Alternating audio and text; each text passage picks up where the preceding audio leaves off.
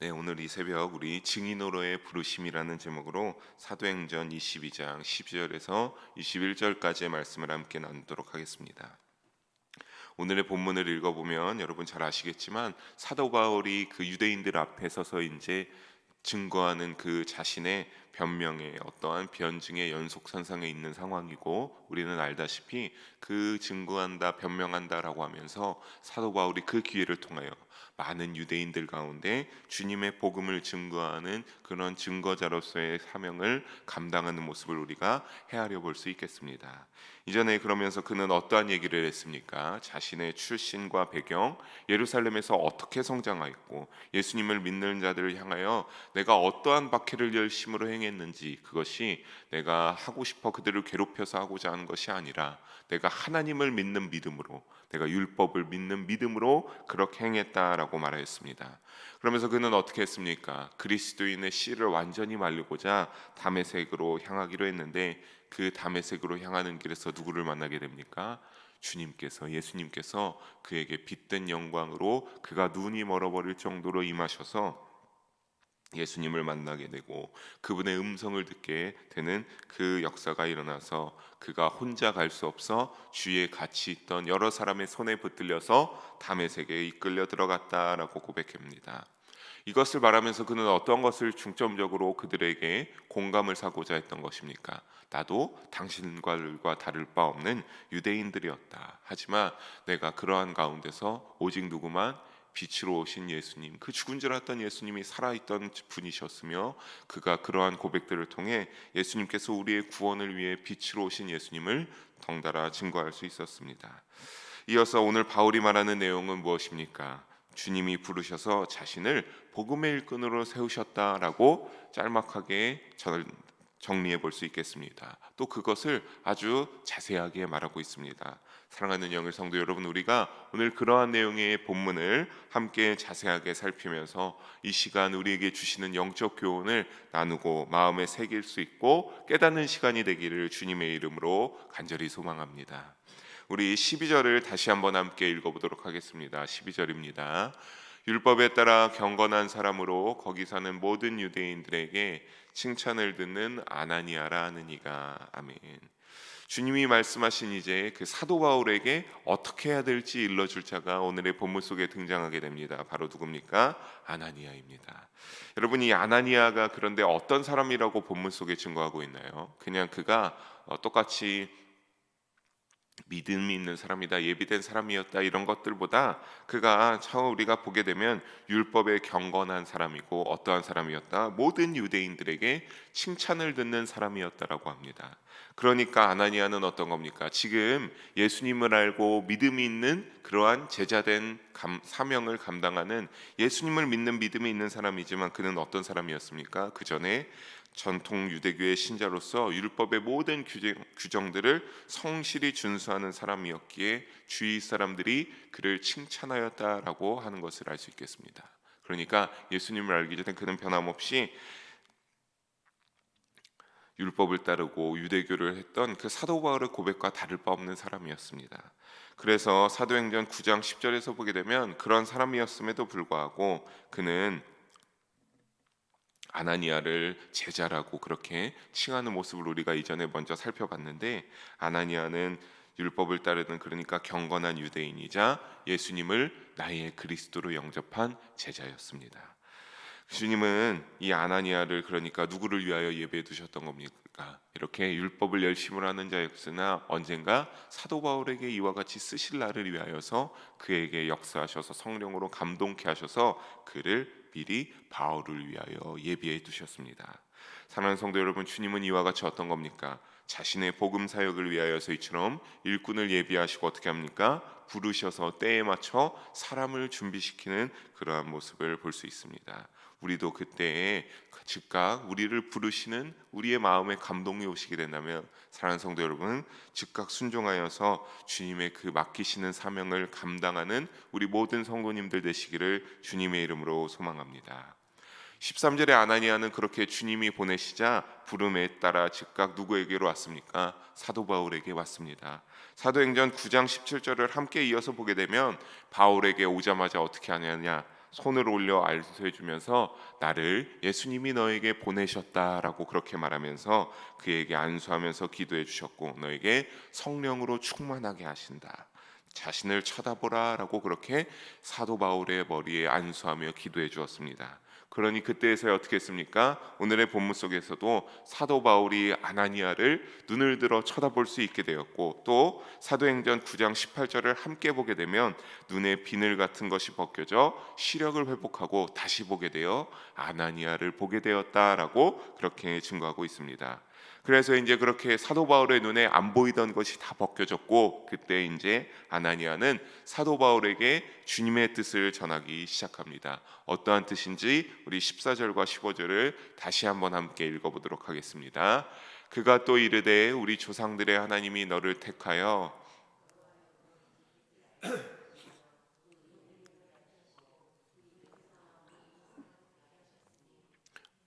15절까지 봅니다. 그때가 그를 위하여 모든 사람 앞에서 내가 보고 들은 것에 증인이 되리라. 아멘. 여기서 우리는 크게 두 가지를 볼 수 있겠습니다. 첫째는 바로 하나님이 부르시고 선택하셨다라고 하는 첫째 번째입니다. 사도 바울이 주님의 뜻을 알게 되며 예수님을 보고 그분의 음성을 들을 수 있었던 것은 사람의 뜻이 아닙니다. 바로 첫째, 하나님이 부르시고 선택하셨습니다. 14절에 오직 하나님의 선택으로 예수님을 알게 되어 그리스도인으로 변할 수 있었음을 알 수 있습니다. 바울의 뜻이 아닙니다. 하나님의 주관 속에 사도 바울을 선택하고 부르셨습니다. 사랑하는 성도 여러분, 따라서 우리도 예수님을 믿기로 결단한 것으로 자녀가 되는 권세를 얻고 죄 사함의 은혜를 받을 수 있었던 하나님의 긍휼을 늘 되새기는 믿음으로 살아가시기를 주님의 이름으로 간절히 축복합니다. 둘째는 무엇입니까? 둘째는 함께 소제목을 보게 되면 하나님은 바울이 증인이 되는 것에 목적이 있으셨습니다. 15절을 다시 보게 되면 겪고 보고 들은 것을 통해 모든 사람 앞에 주님의 증인으로 삼고자 하는 이 한 가지 목적을 위하여서 선택하사 사도 바울에게 빛으로 둘러싸여서 어떻게 한 겁니까? 주님의 음성을 듣게 하셨습니다. 즉 어떤 겁니까? 복음 증거의 사명을 위해 바울을 부르신 것이며, 지금까지도 하나님께서 이 복음 증거의 사명을 위해 사람들을 지속적으로 오늘날에도 부르고 계십니다. 즉 부르심으로 믿음이 생긴 우리들에게도 마찬가지로 무엇이겠습니까? 동일하게 주님의 목적과 사명이 우리 나름대로 각자에게 다양하게 있는 줄 믿으시기 바랍니다. 똑같은 믿음의 사명아 이런 것은 아닐지 모르지만 그 디테일한 내용은 다르겠지만 중요한 것은 무엇입니까? 사도 바울처럼 주님이 쓰시고자 우리를 일꾼으로 사용하시고자 우리를 부르셨다라고 하는 그 사실입니다. 각자 맡기신 사명에 충성하는 우리 모두가 되기를 주님의 이름으로 소망하며 축복합니다. 아나니아는 이제 주님의 뜻을 전달한 후에 사도 바울에게 이어서 말합니다. 16절을 다시 함께 한번 읽어봅니다. 이제는 왜 주저하느냐? 일어나 주의 이름을 불러 세례를 받고 너의 죄를 씻으라 하더라. 아멘. 왜 주저하느냐라고 합니다. 사도 바울아, 왜 주저하느냐? 너가 이제는 일어나 회개하고 세례를 받으라고 말합니다. 여기서 왜 주저하느냐라는 소리는 머뭇거리느냐라고 하는 뜻으로서, 그러니까 뭡니까? 너가 왜 머뭇거리고 있느냐? 너가 이만큼 들었으면 이제 너가 더 이상 너가 지금까지 믿어왔던 것에서 갈등할 필요가 없다. 그러니까 얼른 신앙의 결단을 내릴 것을 촉구하는 것으로 이제 주님의 이름을 부르면서 너가 세례를 받고 너의 지금까지 몰랐던 모든 죄를 너가 다 씻으라 이렇게 말하고 있습니다. 그래서 어떡합니까? 사도 바울은 이때 아직 몰랐던 거지만 지금 고백하기를 뭐라고 합니까? 그 아나니아의 권면에 세례를 받고 내가 죄를 사함을 받았다라고 하면서 이렇게 고백합니다. 그렇게 그는 예수님을 박해하는 자에서 어떻게 됩니까? 증인으로 부르심을 받았습니다. 사도 바울은 그렇게 회심한 후에 예루살렘으로 돌아왔습니다. 그리고 성전에서 기도하는 중에 한 가지 환상이 그에게 임하게 됩니다. 우리 17절과 18절을 다시 한번 함께 한 목소리로 읽어봅니다. 후에 내가 예루살렘으로 돌아와서 성전에서 기도할 때 황홀한 중에 봄에 주께서 내게 말씀하시되 속히 예루살렘에서 나가라. 그들은 내가 내게 대하여 증언하는 말을 듣지 아니하리라 하시거늘. 아멘. 사도 바울이 성전에서 기도할 때 뭐라고 하셨다라고 하는 겁니까? 18 중간을 다시 보면 얼른 이 예루살렘에서 나가라, 속히 나가라라고 그렇게 환상으로 주님께서는 사도 바울에게 말씀하셨습니다.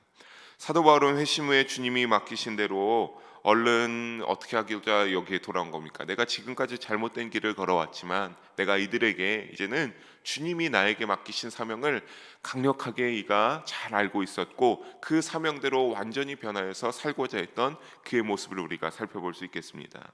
그래서 사도 바울은 회심 후에 주님이 맡기신 사명대로 이 예루살렘에서 복음을 이제 전파하는 삶을 살아야겠다라고 생각했습니다. 그래서 예루살렘에서 돌아와서 성전에서 기도하고 있었는데 그 중에 주님이 환상에서 나가라고 한 것은 이것은 무엇입니까? 주님이 말하는 것은 너의 말을 듣지 않을 것이니 나가라라고 사도 바울에게 환상으로 명령하고 계십니다. 왜냐하면 당시 회심 후에 사도 바울은 사도행전 9장 29절에 보게 되면 예수님의 이름으로 담대히 말하면서 어떻게 했냐면 정말 그가 이제 예수님의 복음을 증거하는 사람으로 살아가기 위해서 예수님의 이름으로 담대히 복음을 선포하면서 어떻게 했습니까? 헬라파 유대인들과 함께 말하며 변론하면서 힘썼을 때 그 사람이 그 모습을 보고 어떻게 했습니까? 사도 바울을 죽이고자 힘썼다라고 하는 것을 증거하고 있기 때문입니다. 하지만 이러한 주님의 뜻이 있었음에도 오늘 본문 속에 사도 바울은 이어서 뭐라고 대답했었다 합니까? 19절과 20절을 함께 다시 한번 읽어보겠습니다. 내가 말하기를 주님 내가 주를 믿는 사람들을 가두고 또 각 회당에서 때리고 또 주의 증인 스데반이 피를 흘릴 때에 내가 곁에 서서 찬성하고 그 죽이는 사람들의 옷을 지킨 줄 그들도 아나이다. 아멘. 예루살렘을 떠나라고 했을 그 환상 속에 사도 바울이 주님에게 대답한 것은 무엇입니까? 예수님, 내가 이미 주의 믿는 자들을 때리고 스데반이 죽어갈 때에 내가 옆에서 찬성하고 있었다. 내가 같이 돌을 던지지 않았지만 내가 그들이 열심히 돌을 던질 때에 당시에는 그 옷감이 굉장히 귀하다고 하지 않았었습니까? 그래서 그들이 옷이 던지면서 땀이 나고 거추장스러운 옷을 벗어서 옆에다 놓았을 때 내가 그들의 옷이 누가 훔쳐가지 않도록 지키면서 스데반이 돌로 맞아 죽어가는 모습에 피를 흘리는 그 모습에 찬상하며 있었다라고 하는데 이런 것을 얘기한 것은 왜 그런 것입니까? 어차피 모든 유대인들이 이러한 나의 모습을 알기에 아마 용납해 줄 것입니다 라고 그렇게 생각하면서 주님께 그렇게 말한 겁니다. 더 남아서 그래서 결국에는 뭡니까? 다 압니다. 주님 그 모든 나의 모습들을 다 아는데 내가 그렇게 여기에서 더 남아서 이제 변해서 주님의 복음을 증거해도 됩니다 라고 증거하기 위하여서 이와 같이 대답했던 겁니다. 하지만 사랑하는 성도 여러분, 회심하기 전의 모습을 아는 사람들은 어떻습니까? 그 모습을 알기에 복음을 받아들이지 않을 수 있습니다. 예를 들어서 이런 겁니까? 너가 전에는 이랬는데 왜 이제 와서 이러느냐? 너의 그러한 말을 나는 이해할 수 없다. 그 전의 모습이 난 더 좋다라고 하는 그 복음을 모르는 사람들이 그 모습을 받았을 때 그 모습을 받아들이지 않을 수 있습니다.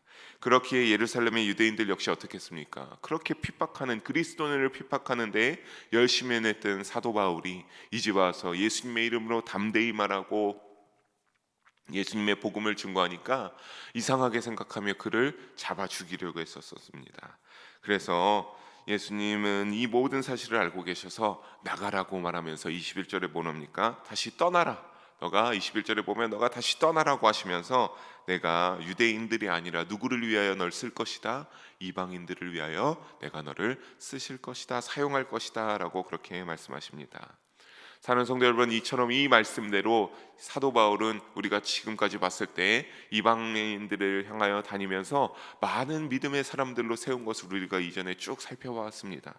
주님께서는 그렇게 우리의 생각과 하나님의 뜻이 다를 수 있음을 우리가 여기서 헤아릴 수 있게 됩니다. 사랑하는 성도 여러분, 그렇다면 그때 어떻게 해야 되겠습니까? 나의 생각은 이러한데 주님의 뜻은 이렇게 하라라고 하면 우리는 어떻게 해야 됩니까?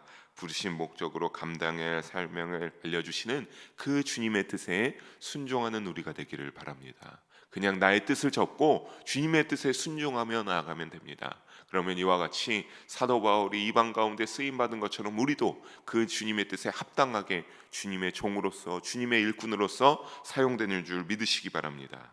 그러니 주님의 뜻을 깨닫게 되었을 때 늘 순종으로 동참하는 우리 모두가 되기를 주님의 이름으로 간절히 축복합니다. 말씀을 정리하면서 우리는 사도 바울의 이러한 고백 속에 결국 주님께서 쓰시고자 일꾼으로 부르셨으며 동시에 이방인을 위한 사도로서 소명을 사도 바울에게 충만하게 주셨다라고 하는 점을 알 수 있겠습니다. 분명한 것은 사도 바울을 부르시는 하나님께서 목적이 있으시고 그 목적대로 사명을 맡기신 것처럼 우리를 증인으로 하나님께서 부르신 것도 우리를 향한 목적과 사명이 있기 때문입니다. 이것을 잊지 마시기를 주님의 이름으로 축복합니다. 이것을 잊지 마시기 바랍니다.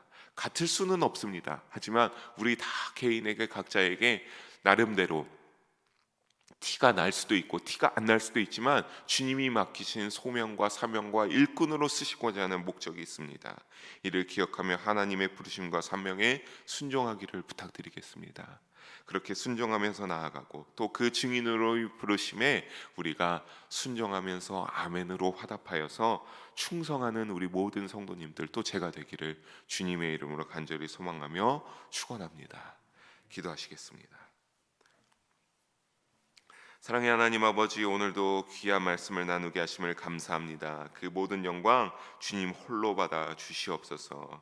하나님, 오늘 말씀과 같이 우리도 사도 바울이 부르심에 순종하고 아멘하며 주님의 뜻에 따라 쓰임 받았던 것처럼 우리도 이 땅 가운데서 오늘날의 시대 가운데서 그렇게 살아갈 수 있기를 소망합니다. 하나님, 주님의 뜻을 위하여 사용되게 하여 주시옵소서. 주님의 뜻을 위하여 우리를 일꾼 삼아주시고 그 소명과 사명으로 살아가는 우리의 믿음의 여정이 되게 하여 주시옵소서. 그래서 빛과 소금으로 세상 가운데서 구별되어 살아가게 하여 주시고 그 구별되어 살아가는 모습으로 하나님께 영광 올려드리며 살아가는 우리 모든 영의 성도님들의 삶이 될 수 있도록 주님 성령으로 충만케 인도하시고 함께하여 주시옵소서. 사랑이 많으신 우리 구주 예수님의 이름으로 기도합니다. 아멘.